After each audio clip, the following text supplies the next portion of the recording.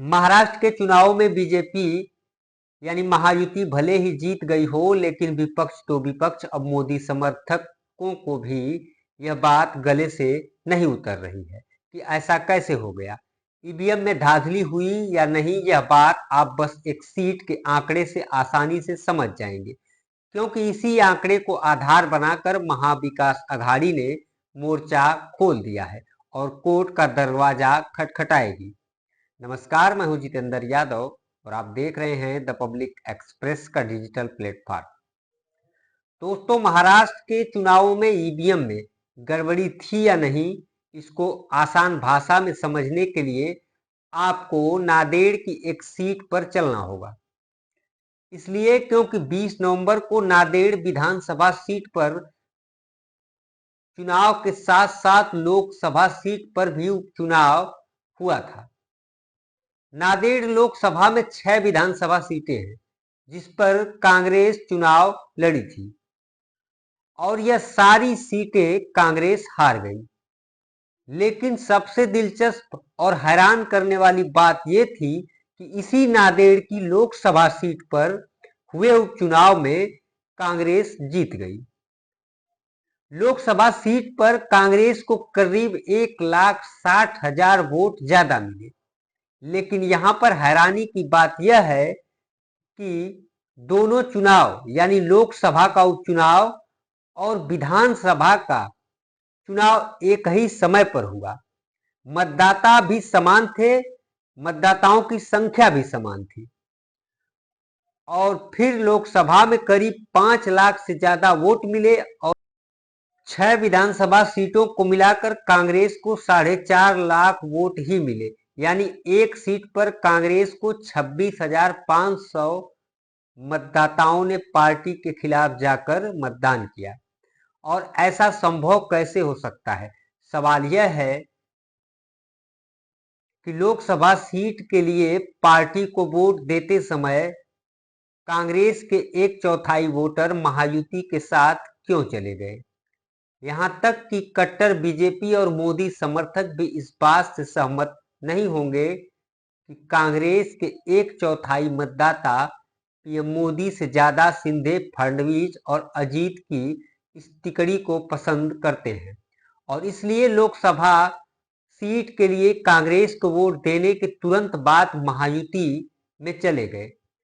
यानी कि लोकसभा सीट पर कांग्रेस को वोट दिया और जब विधानसभा सीट पर वोट देने की बारी आई तो वो महायुति की तरफ चले गए। इतना ही नहीं, इन 6 विधानसभा सीटों पर कांग्रेस करीब 1,84,000 से ज्यादा वोटों के अंतर से हारी। यह अंतर कोई छोटा मोटा अंतर नहीं है, बल्कि अगर राजनीति की समझ रखते हैं तो आप यह समझ सकते हैं कि ऐसा क्यों हुआ। क्योंकि लोकसभा उपचुनाव में जितना महायुति के लिए जरूरी नहीं था, क्योंकि लोकसभा चुनाव हो चुके हैं, केंद्र में मोदी की सरकार बन चुकी है, बल्कि महाराष्ट्र में महायुति का कोई मुख्यमंत्री होना जरूरी था और इसी वजह से इस सीट पर खेल हुआ। और इस सीट पर खेल होने के बाद यह पूरा जो गणित है वह साफ हो गया कि यह आंकड़ा किसी और ने नहीं बल्कि कांग्रेस के नेता गुरदीप सिंह ने ही शेयर किया है। उन्होंने एक तस्वीर भी साझा की है जिसमें आंकड़े दिए गए हैं। उस तस्वीर पर भी आप एक नजर डाल लीजिए। तस्वीर में एक तरफ कांग्रेस को कितने वोट मिले हैं वो दिए गए हैं, दूसरी तरफ बीजेपी को कितने वोट मिले हैं वो दिए गए हैं।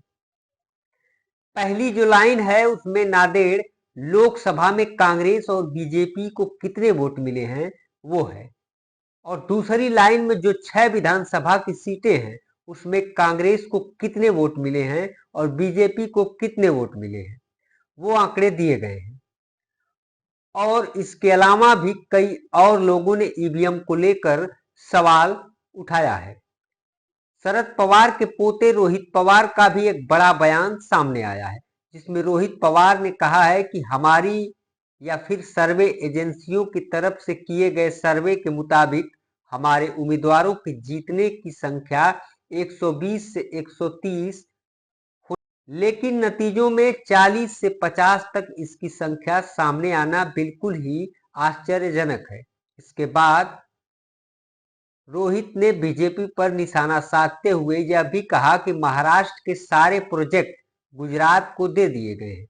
लेकिन ऐसी चर्चा है कि महाराष्ट्र को गुजरात से ईवीएम मशीन दी गई है और ईवीएम में किसी न किसी की तरफ से गड़बड़ी भी की गई है।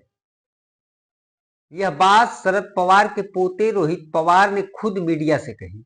महाराष्ट्र के जो प्रोजेक्ट गुजरात को दिए गए हैं उनका इशारा आप साफ समझ सकते हैं कि महाराष्ट्र के किन प्रोजेक्ट्स की बात रोहित पवार कर रहे हैं।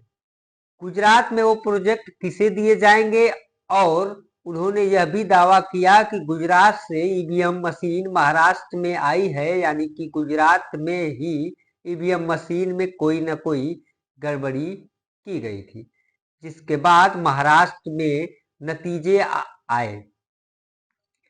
यह बात साफ हो गई है। इसके अलावा कई मीडिया रिपोर्ट्स में यह दावा किया गया है कि इस बयान के सामने आने के बाद, नांदेड़ सीट पर इस खेल के सामने आने के बाद रोहित अपने 130 उम्मीदवारों को लेकर कोर्ट का दरवाजा खटखटा सकते हैं। यह 130 वह उम्मीदवार हैं जिनके जीतने का दावा रोहित पवार खुद कर रहे हैं। और कैसे 120 से 130 उनके जीत रहे थे, लेकिन परिणाम में कुछ और ही सामने आया। फिलहाल रोहित ने कोर्ट जाने का जो ऑफिशियल स्टेटमेंट अभी नहीं दिया है, लेकिन महाविकास अघाड़ी यह कह रहा है कि झारखंड में हेमंत सोरेन जीत गए हैं, इस वजह से वहां पर ईवीएम का मुद्दा नहीं उठ रहा है। लेकिन महाराष्ट्र में महाविकास अघाड़ी हार गया तो यहाँ पर ईवीएम का मुद्दा उठ रहा है।